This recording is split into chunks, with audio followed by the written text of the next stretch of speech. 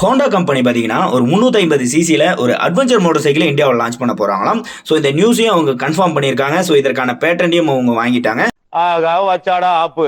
So இதற்கான rendering இமேஜையும் இன்டர்நெட்டில் வெளியிட்டிருக்காங்க. ஸோ இதோட இமேஜை நம்ம பார்க்கும்பொழுது ராயல் என்ஃபீல்டோட ஹிமாலயன் 450 இந்த 411 இந்த மோட்டர் சைக்கிள் மாதிரியே தான் அதோட லுக்ஸ் வந்து இருக்குது.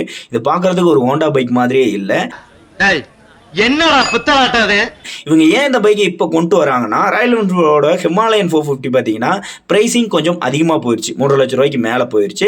ப்ரீவியஸ் மாடல்லாம் பார்த்தீங்கன்னா ஒரு 3 லட்ச ரூபாய்க்கு உள்ளே நம்ம வாங்கிக்க முடியும். ஸோ அந்த இடத்த ஃபுல்ஃபில் பண்ணுறதுக்காக, பழைய ஹிமாலயனோட இடத்த ஃபுல்ஃபில் பண்ணுறதுக்காக இந்த ஹோண்டாவோட CB 350 இந்த ஹைனஸ் 350 இந்த மோட்டர் சைக்கிள்லாம் யூஸ் பண்ண அந்த 350 சிசி இன்ஜினை இந்த ராயல் என்ஃபீல்டோட ஹிமாலயன் மாதிரியான ஒரு மாடி ஸ்டைலிங்கில் இப்போ வந்து ஒரு புது மோட்டர் சைக்கிளாக ரெடி பண்ணி கொடுக்க போகிறாங்க. ஸோ இந்த வண்டியோட இன்ஜின் பார்த்தீங்கன்னா ஒரு 350 சிசி இன்ஜின் ஒரு 5 ஸ்பீட் கியர் பாக்ஸோட வந்து பேர் பண்ணியிருக்காங்க வித் செல்ஃப் அசிஸ்ட் கிளட்ச்.